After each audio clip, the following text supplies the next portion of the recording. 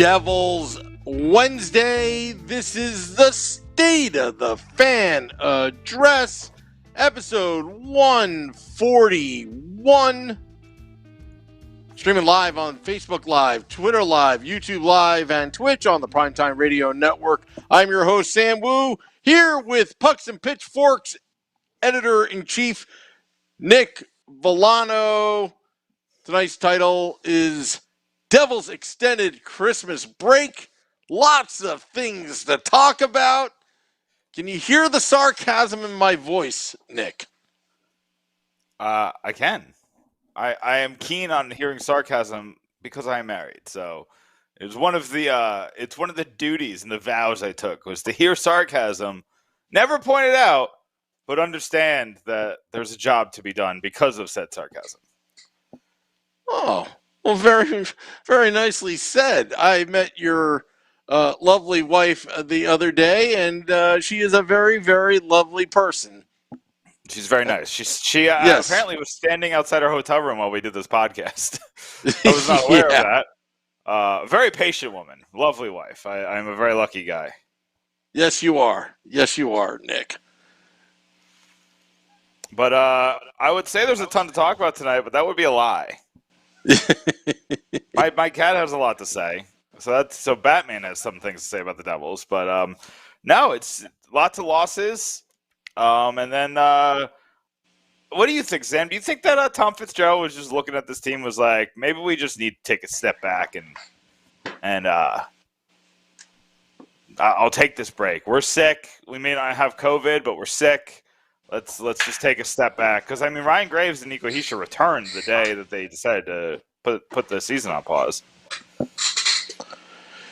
You know what? I think what Tom Fitzgerald did eventually the season was paused anyway, but I think what he did was a preemptive strike to kind of, okay, let's, we have a good, valid excuse. Let's try to stop this, give our guys a rest, but also try to figure this thing out, because they were heading into Pittsburgh with another loss, on their hands. Pittsburgh had won 7 straight. The Devils lost 6 regulation straight. And, and I thought that was, I think that was a good move by Tom Fitzgerald. But that press conference or conference, whatever you want to call it, it was very interesting and telling. And it seemed to me that he has confidence in the coaching staff, which some of the fans were getting a little peeved about. But, I was surprised that he was pointing really towards the players, when I think it's the whole body of work, so to speak. Yeah, I mean, it's I don't know how to explain that to that press conference. That press conference was weird. First of all, it wasn't announced. It just kind of came out of nowhere. Nobody knew it was happening. I don't think, none of my guys knew it was happening. So as far as I know, and we could ask Dan Rice about it. I guess we could see if he got the heads up or not. Everybody kind of just had to react to it. There wasn't a lot of questions being asked, and I mean, I guess if he's worried about an outbreak of sickness, maybe you don't want to invite a bunch of reporters over there. I get that, but to not announce it and to not put it on Facebook, to put it on later, it was very strange. But I don't know, Sam. I really don't know what to make of it. I mean, the one part that really got me in that whole press conference was, that, we need to take a break and, get our guys back. I don't think 4 days is going to solve your problems, Mr. Fitzgerald. I think there are a lot of big problems with this team that was happening before everybody was getting sick. You can make the argument, well, it's hard to right the ship when you're all sick, whether it's non-COVID or a COVID protocol or whatnot. But the bottom line, Nick, is that I think, I think this is just kicking the can down the road a little bit. But, he may have to hit the hard reset button and start holding some players and coaches accountable. Yeah, I And mean, this is almost deja vu of Ray Shero holding on too long. yeah, I mean, we were talking to Chico last week, and we said they have to do something, right? And even Chico and like the guys who cover the team are always a little, they're never going to call for the coach to be fired. They're never going to call for a specific player to be traded. They're never going to do anything like that. But he did say they need to do something. Like Yeah. something needs to be done because this team is just spinning its wheels right now. Well, yeah, agreed. Agreed. And something needs to be done. I'm not talking about knee jerk reactions. I'm not talking about, blockbuster trades, but this is status quo from what I gotten, out of that press conference. And really, I really don't know what a few extra days, what's that going to do? The power play sucks. They scored, I believe, in the last game. Ending a drought, but again, it's going to take a lot more than just But wasn't it in having a garbage time basically? pretty Wasn't like a big much, goal, yeah. yeah. But hey, you know what? They did get it, so you still have to credit them for it. But at the same time, I just don't understand how taking a few days off is gonna solve anything. Especially, I don't know if the team's even practicing. They're not. I don't think But they're allowed to practice until Sunday. yeah, but at the same time, this is the non-analytics approach. Maybe this young team is overthinking it, and maybe a few days will help them. But I don't think it's going to solve the overall problem. They may come back after the extended break. Okay, win or two, 3 games here, at best, at most, but don't count on it. And then it's just going to all fall apart again. How I know Yeah. this, Nick? How I know this? This is what's been happening the last 8 years. That's how I know this. I've read the script before. But I will warn you, when they do go on a 2 or 3 game winning streak, season ticket holders expect an emailed invoice in your email box because voila, renew. That's how it usually happens. I've seen this before. Yeah, I mean, isn't that sad though? We've done the same Very thing over sad. and over again. Over and over and over again. We tried it. We tried different ways. We tried different strategies. This one felt different because they did it, quote unquote, the right way. Yeah. And,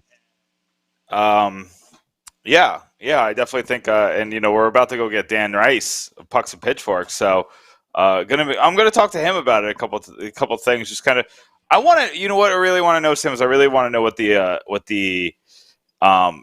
are the new expectations? Playoffs are out of the question. So, what are the new expectations for this team? What do I expect? What do I want from this team?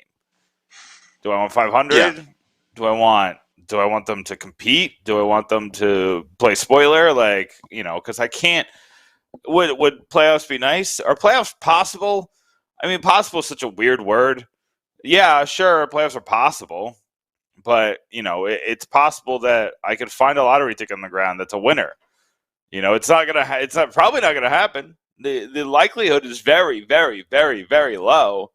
But here we are. And I remember, the other day I was yelling about Dom Luszczyszyn's model saying that we had a 1% chance of the playoffs.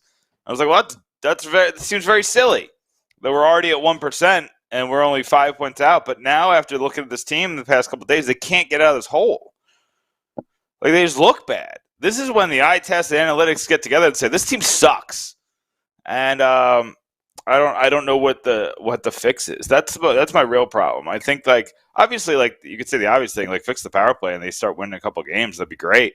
But that's the one thing that, there's an answer to. The rest of this team, I don't know how you went from being one of the best 5-on-5 scoring teams in the league to just not. overnight. I guess it's a confidence thing, and losing Nico Hischier doesn't help. But like, you got Jack Hughes back, and without Jack Hughes, you're one of the best 5-on-5 scoring teams in the league, and now all of a sudden you're just not. So I don't really know what that's all about. I don't know, guys. Like, I don't know how to fix this, and I feel like I say that I feel like a broken record now. Past like 4 weeks, like this team just can't win. It's miserable watching this team again. And I told you before the damn season, I didn't want it to be miserable to watch this team. But here we are. So we're sitting here where this team is not fun to watch again. I don't look forward to Devils games anymore. And that's sad. I went to my first Devils game at Prudential Center in years the other day against the Golden Knights. And, they had an offsides call that called back a goal, and that kind of sucked. Maybe they could have made it at least interesting or fun, but they got called back because fun is not allowed for this team this year. Nothing fun is allowed. So we are the no fun zone. Watching the Devils is the no fun zone. Hi, Sam. You're taking my lines, but that's okay. We work together. That was a pretty good one, though, right? You like that, right? Yeah, exactly. All right, so our next guest, you know him as Dan Rice, a friend of the podcast. I hope I don't screw the tech side of it all, Nick, but Dan, you're on with Sam and Nick. How are you, my friend? Yeah, is this the show where I'm supposed to be talking about the new Spider-Man movie, or am I in the wrong place? Whoa, no spoilers, no spoilers. What's going on, guys? We're good. I feel like does Spider-Man go back in time with like Captain America in this one? I'm just kidding. I don't even know if that actually happens or not, so don't answer that. I don't want to get people mad at me. Dan, it's been a lot. That's all I got. I don't have a lot of analysis right now. It's been a lot. There's been a lot going on this season for sure. But that's just like any other season, I would think. I mean, one of the things that I saw a lot of people saying was, "Oh, here we go again with the December swoon." And while I understand where a lot of fans are coming from, the cynical part of me wanted to say, "Well, last year they didn't play in December, so or last season." But I understand what everybody's frustration is and all that. I'm here to tell you guys it's not all that bad. So fire away. Okay. All right. Let's try it. So, what are your expectations for the rest of the season? Let's start with that because I already brought that up before you came on the podcast. I'm kind of curious what you think. Like, what are you expecting for the rest of the season? What is your ideal season now? Realistically. I'm looking at something in between what they were in the first part of the season when they were playing really well, and this last part of the season where they haven't really played well. I don't think they're as bad as they're playing right now. I think there's a lot of circumstances that fuel what's been happening, and I don't think necessarily maybe they were as good as they were. I don't want to say they were great in the beginning of the season, but they were pretty good in the beginning of the season. They were kind of treading water and holding their own against some pretty good teams. But I think it's somewhere in the middle there.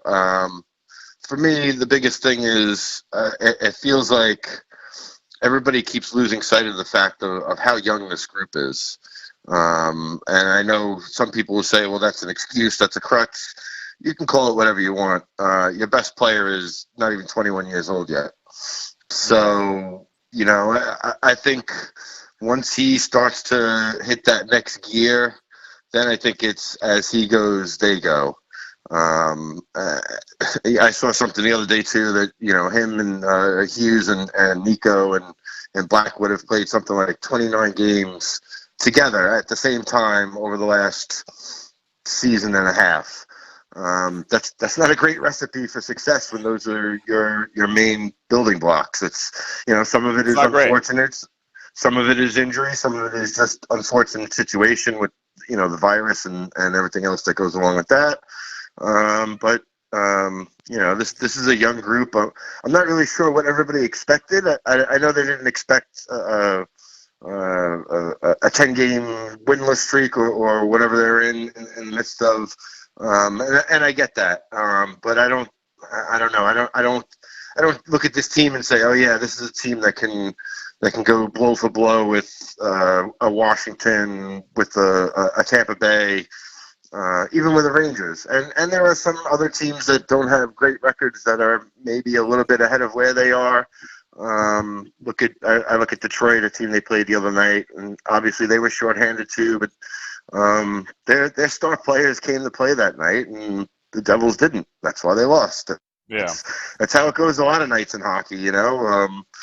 They just don't have that alpha, you know, bona fide star that everybody knows around the league. Yeah, people know Nico and they know Jack and Dougie Hamilton and you know, and those are all great guys, but they really haven't, you know, putting Hamilton aside, the other guys, they really haven't done it on a consistent basis where, you know, that they're a constant threat, and that's kind of, I think, where they have to get to, where, you know, and that'll be, you know, what is it, Jack signed for the next 8 years. He's going to be here for nine more years or so.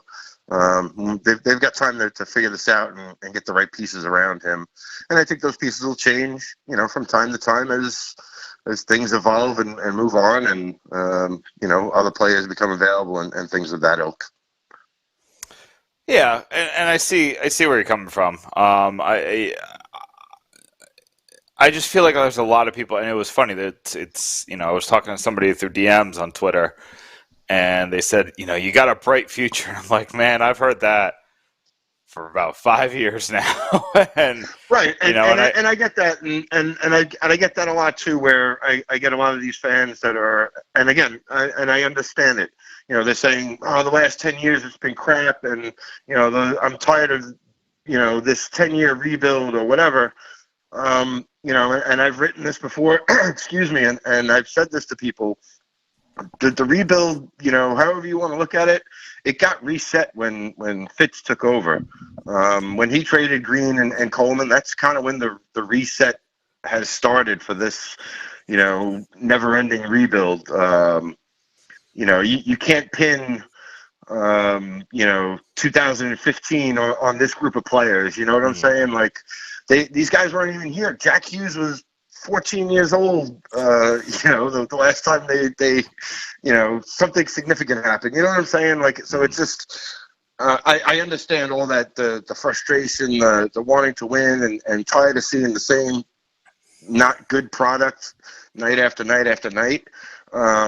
But, you know, and I also kind of look like, it doesn't get talked about a lot, but 2012 was really a fluke. I don't know any other way to put that. Like, David Clarkson had a season out of his mind, and, you know, Peter Sikora one last run at the cup, and Marty too, you know, one last hurrah. yeah, but I mean, and I don't mean to cut you off, but they were 100. Sure. They were a 100-point team that year. It's not like, I think it was a fluke that a 100-point team was in the 6th seed more than anything. It's not like that they were a team it's not like they were the Kings that year. You know what I mean? They deserved to be in the playoffs. They had a good team, but that team also didn't stay together past that point, right? Like, Kovalchuk went and did whatever, and Parise left, and Sikora rode off into the sunset, and Clarkson left and got paid, right?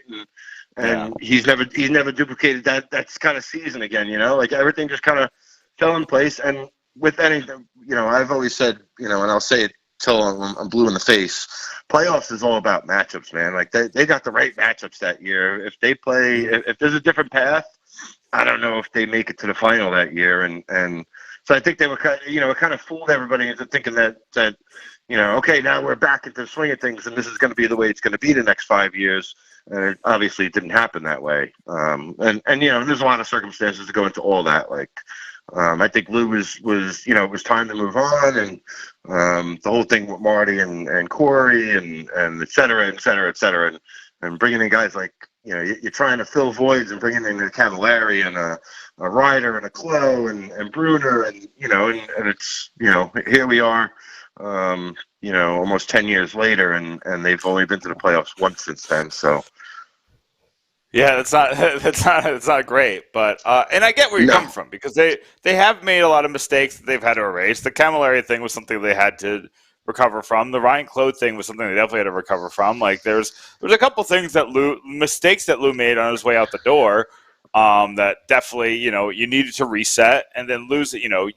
Ray made some mistake or Ray Shero made some mistakes that you had to sure. reset. So I get where you're coming from. Like that's absolutely you're not off base at all when it comes to that.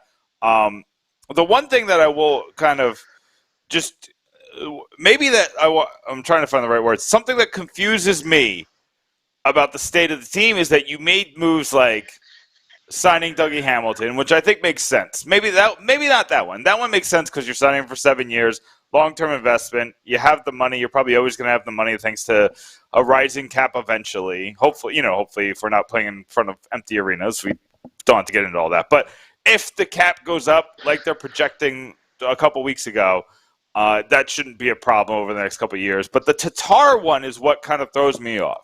Like, why are you signing this guy, this 30-year-old, to a 2-year deal if it's still a rebuilding year? Is it just to bring a guy in to teach these kids, or did you think that they had maybe an expectation that there's a possibility they were an outlier case? I think it's more the first part where it's just you want to just have like a veteran guy in the room. Like, it's great to have all this youth and to have shed all the bad things that Shero has done when he was trying to build this thing, and you have to have some of those guys. Like you hope that he turns into a guy that stays here, on Nico or Jack's wing, sure, for the next 5 years. You would love a situation like that, but you also these kids can't do it themselves, right? I mean, they are the youngest or one of the youngest teams. I don't know where it stands at this moment, but you know what I'm saying. Like there's not much experience there. Like if you take a Hamilton and I'm sure Subban will be out of the picture next year. That's another guy that they won't have that veteran presence around, but maybe that opens up a spot for a kid that's not ready yet. But I could see both sides of it. I totally understand what you're saying and where your concerns are. But I also, I keep going back to how young they are. Hughes hasn't even played a full season yet, like a real full season. So it's for me. I understand the frustration. I just look at it like, this is the bottom of the path to get to where you want to. And this is a good year to see, like, did they maybe make a mistake and overvalue Sharangovich? Was last year just a flash in the pan? Is it just like a COVID thing? Like, but you have to kind of see what you have, and I'm kind of glad that they've had him. I know they sat him a couple of times, but for the most part, they've been kind of letting him try and play through this, because I think at the end of the season, it's going to be an important decision whether or not you're keeping him around or you're pursuing something else, whether it's via trade or free agency. So it's going to be an interesting rest of the. What do we got? 50 games left. Something close to that. So, and that's the other thing too. Like, there's so many games left. Like, when I have people telling me like, oh, the season's over, this team is garbage, and they've only played 27 games, I'm like, okay, well, I don't think they're going to win the Stanley Cup, but I don't think they're going to finish with 20 wins either. So I think it's somewhere in between, and it should be interesting at least the next 50 games here, where they have a little moment now to kind of maybe all get back on the same page and rest and recuperate, and who knows what minor ailments they've been dealing with and playing through. We've heard that some guys have been playing sick. I know Blackwood was sick for a little while, and obviously Bratt was because he missed a game too. So let's see what happens. These next 10 to 20 games here, when things hopefully fingers crossed get back to normal. Yeah, I'm hoping that we kind of like ease back into this thing, and it's almost worrisome that they weren't sick with the virus, because now you have to worry about that coming up later, but that's neither here nor Sure. there. I don't really feel like getting that far into it, but I do want to, before I let you go, I do want to ask about the Olympics and kind of what your thoughts are on the missed opportunity for the Devils. I kind of went through, and like, we are the youngest team in the league, so it's not like we're, the only person that's probably missing on his last chance at an Olympics is Dougie Hamilton. Tatar would probably make it to, he's one of the only people from his country, so he could probably make it at 36 or 34. But do you have any thoughts on the missed opportunity that is the NHL leaving the Olympics? Well, I took a lot of heat for it last week when I said I thought it was stupid that the NHL was going over there anyway. And it would have been dumber, I think, to send them over or to allow them to go over, given the current state of the world with COVID and all that kind of stuff. The idea of and I don't know if it's true, but you hear that, if they test positive over there, they may have to stay there for 3 weeks. Like, that doesn't work for anybody, right? Like, that's and for me, like, the games are going to be on, they're not going to be prime time. They're going to be 3:00 in the morning or whatever. It's just, to me, it's just not ideal. I don't see how that helps anything. And maybe it's just me being narrow-sighted. And I get the guys that are like, oh, this is kind of like my last chance to go. And I understand all that, but that's kind of the way the world is right now. And that's kind of how, things go in sports. Like, not everybody gets to win the Stanley Cup or win the Super Bowl, right? And you can still be a great player and not win an Olympic medal.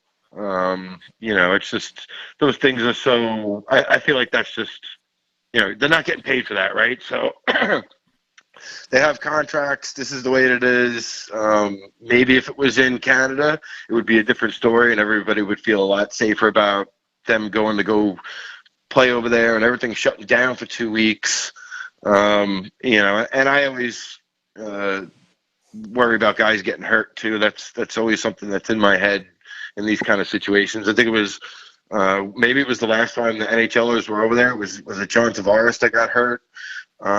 So was that really the last time? I remember Tavares getting hurt, but was that really the last time? Wow, that seems so long ago. I'm not sure. It feels like it might have been, but don't quote me. Don't hold me on that. Like, don't no old takes exposed.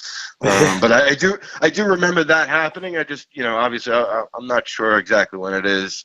And I think and to give you a peek into my brain, the silver lining, I guess, is maybe that the women's tournament gets a little bit more attention. Again, which they got last time because obviously the U.S. won and everything. Yeah. So I'm still kind of, I don't know if they're actually, I'm assuming they're going to end up going over there and playing and everything because of everything. This is like what they really train for year round, like for 4 years. This is, and these Canada USA games that they play a series they've been playing now. So that I think will be great hockey. But again, it's going to be at, I'm sure, 5:00 in the morning. And then if I don't watch it live and there's a replay, then I have to dodge the score. I don't know. For me, it's just the society, the world that we live in today. Like, it just, I didn't see any real value and benefit for it. So for the Devils' perspective, you have a couple of guys that probably would have been over there, and Nico and Siegenthaler, or like you said, maybe Tatar, maybe a Zaka, a Brat. And now you don't have to worry about those guys getting burned out, playing more hockey, travel, all that stuff. Like, there'll be plenty of other opportunities, I think, for the younger crowd, like Nico and Jack and Blackwood and so on. So the time just isn't right with the way that everything is in our world right now, and I'm curious to see how the NHL moves the schedule around. I know that's not an easy job, but I think it's in the best interest of everybody to not participate. I think they made the right call for once. Yeah, I agree. I don't think I wanted the Olympics real bad, but I'm not putting anybody at risk. I'm not getting anybody stuck in China for weeks. That's not worth it. So right. Yeah. Do we know where the next Winter Olympics is? It's in Milan, in Italy. Okay, so that's the time difference is I think that's a huge deal because, again, like I said, well, I think Italy's like the world 6 we hours. live in, social media and all that kind of stuff, like, it's very hard to not watch something and not know what happened. Because you could see it posted literally anywhere. You put on the radio if you're in the car, those kind of things. So hopefully, in Milan, they all end up getting over there, and it's a great tournament, and everything is cured or tamed a little bit in the world by that point. Hopefully, Jesus. I mean, I'm just trying to get through the next day, let alone the next 4 years. But yeah, I got a conspiracy theory. I got a conspiracy theory I don't need about any this. of that in my life. No. This is my conspiracy theory. I think what was it, 5 weeks that they would have to stay in protocol in China? The rumor was between 3 and 5. They kept changing a little bit, but yeah. Here's my theory. The reason why they did that is to scare off the NHLers because Team China is in there, and this is the only way that they can even be competitive. What do you think about that? It did cross my mind because I had heard a lot of squawking about, Team China's going to get their, what handed to them and all this. And when I heard the announcement, I was like, well, at least, China might not get killed by 10 goals. Maybe they only lose by 5 now. So 6-1, no big deal. And they're a very prideful people. I know, they've put a lot of money and resources into growing the women's game on over there, and that was a big part of a few players that are now in the PHF. They played in the CWHL and were kind of like on ice ambassadors over there, and they got basically like a living wage to go over there and to train those players. For these, at the last Olympics was in Japan, right? And this one is in China. That's. I'm sure the Chinese women will do fine. They've held their own. They are going to lose lopsided a little bit, but it's not always as bad as you think it's going to be. So it'll be interesting to see what the Chinese men's team thinks. And maybe you're right. My ears are perked now that you mentioned that. There you go. Yeah, that's exciting. Yeah, at least we got something to look forward to. Dan, you wrote a piece on Jimmy Vesey this week. If you want to just plug that real quick. I'm sorry, go ahead. No. I was just going to continue my telling you to promote it. So go ahead. Yeah. So I thought it was he said a lot of interesting stuff, and I think I ended up using all of it in that piece. But the interesting part for me was he's kind of been in this situation before. What the young players are going through now, and he's a guy that I think we all were like, Jimmy Vesey, like, why are they bringing him into camp? But he's been a nice surprise this year. He's given them, some good energy. He's a penalty kill player. That's something that's definitely been of value. And obviously the coach has a lot of trust in him, so he can move him around during games. But it was really interesting where the part where he said, when you're younger, you put a lot of blame on yourself, and you maybe overthink things, and the next thing you know, you wake up and you piss 2 weeks away just being mad about stuff, and you kind of have to just take each day as it is, and just try and get better each day, even if it's just a little bit, and hopefully that kind of attitude rubs off on these guys where they don't get beat down with all the losing, because we've seen various numbers of examples where that happens to young players, where they just they get stuck in a losing situation, and they just kind of maybe lose that passion for the game, and then they end up in another place, and it's like, oh my God, this guy's great, how come he was so horrible back then? But it's just maybe it's just a situation. Sometimes it's just not right. Like it's like that in any sport and in almost any aspect of life too. So that's the thing, we're in such a we're in such an instant reaction generation, where sometimes things take a little bit more time, and maybe he's a good guy that can give them some insights, because he was on a great team his first year, and then the Rangers kind of like started trading everybody away, and all of a sudden he was, on a non-playoff team 2 years in a row. So he kind of has been through this, these losing phases, a young squad. So hopefully he can lend some experience, and hopefully everybody enjoyed the article. It's sometimes that one wasn't like something that I had planned. It just kind of happened on a whim, and sometimes those are the best kind of things. So like I said, hopefully everybody enjoyed it, and thank you guys again for giving me the platform to talk about it here and to also on the website. Yeah, and we can't wait to see what's coming next from you. Dan Rice, pucksandpitchforks.com. Make sure you follow him, especially during the Olympics and during the PWF is in full swing right now. The women's league. So PHF. I'm never gonna get that right. I'm sorry. Yeah, it's PHF. so confusing. I had it before. I had the 4 letters right, but now I understand why they changed it. But I keep throwing it up. But PHF. A big part of it was they didn't want to be a league anymore, and literally everybody I talked to, whether it's players or coaches, they still say, yeah, this is a tough league, and every team is good in this league, so it's old habits die hard. Listen, unless they're pulling out chair shots, that's the only federation that I could think of, but that's just me. But yeah, D Rice Hockey on Twitter. Make sure you follow him for all your women's hockey needs, and make sure you follow him on pucksandpitchforks.com. Dan, thanks for coming on tonight. Thanks so much, guys, for having me on. I really appreciate it. Have a happy Christmas and a safe New Year, all right? Yeah, enjoy the holiday, Dan. Thanks so much. Thanks, guys. That is Dan Rice, pucksandpitchforks.com contributor.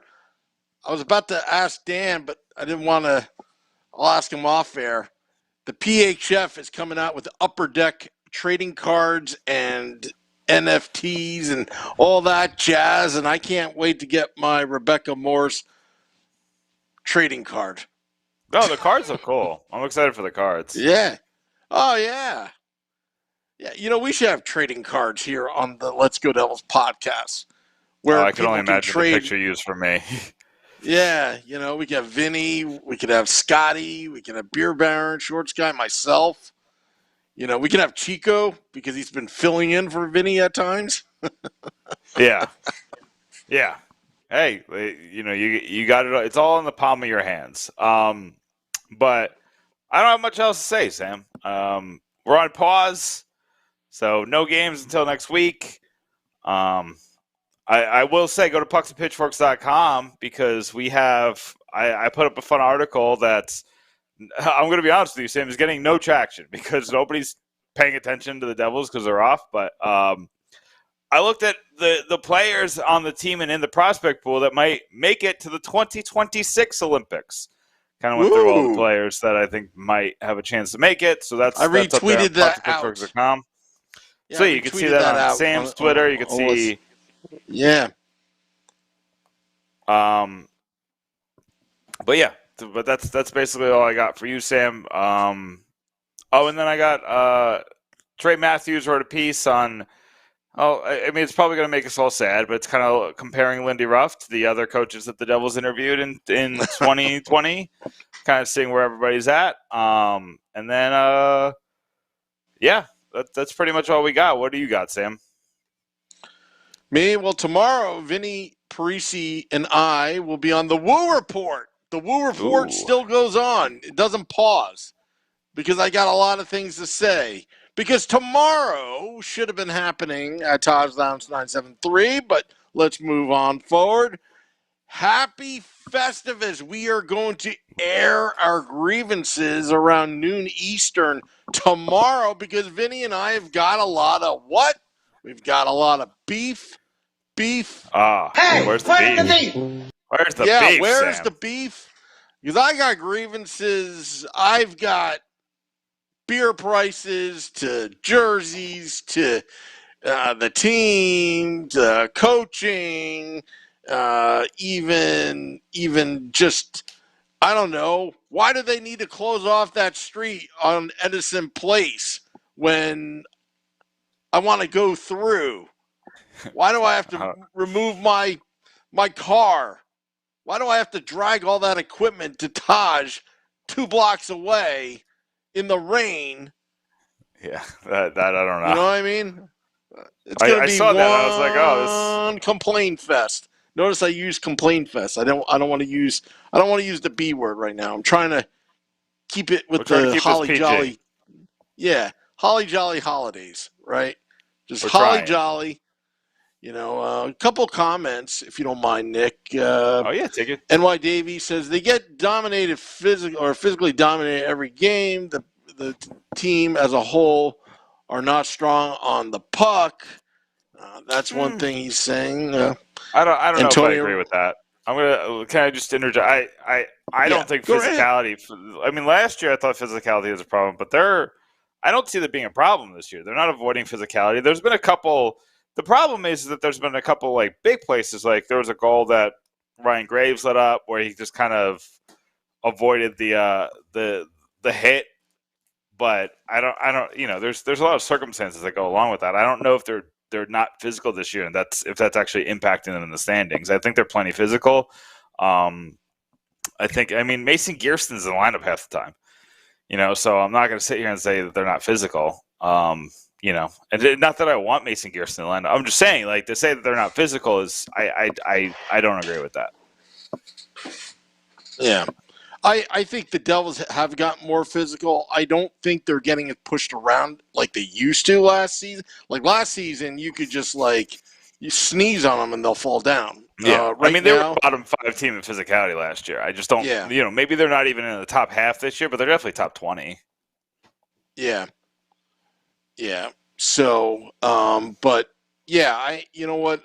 That part, believe it or not, when I explained the NFZ last season, they've improved upon that. There's still room for improvement, dominating that front area. But yeah, so one other thing, Nick, if you don't mind, if I do this on live air before we go, Go ahead.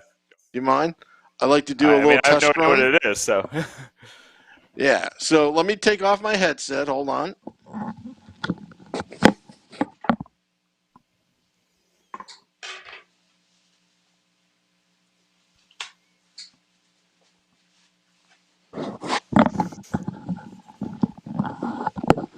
Nick, how do I look in my new mask headset? Yeah, I don't think that mask is CDC approved, Sam. No, let me tell you something. Shorts Guy is going to get me a customized shield on top of this goalie mask, which would comply because it's covering my nose and mouth. There you go. There you go.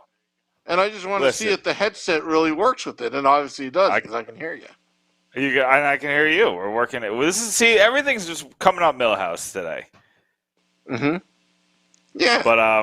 But yeah, that's all I got, Tim. I hate to end the pod. I know we're ending a little early, it's like 10 minutes early, but there's not a lot to talk about. They're not playing. They canceled the Olympics, so I wrote about that, and then I'll write a bunch this week just to kind of fill your devil's hole. Well, that sounds weird. I didn't want it to come out like that, but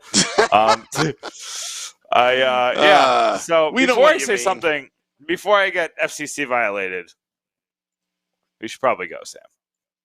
Yeah. I'm just queuing up the music, and also for all those that celebrate, happy Merry Christmas. And also, happy Kwanzaa as well, because that's after, I think it's between the 26th and 31st. So, yeah. Till then. Happy Boxing Day to all our Canadian friends. Yeah. And I'll be watching A Christmas Story 24/7 very soon. Ralphie, my favorite character. Also, when I see your eye out, Sam. Yeah, and when I see Bart. When I see, Bart, then I'll think of those third jerseys, right? Yeah. Yeah. All right. Well, thanks, everybody, for joining us. Thank you, Nick. Whatever. I'll see you guys tomorrow for our grievances. Happy Festivus. Till next time, let's go Devils.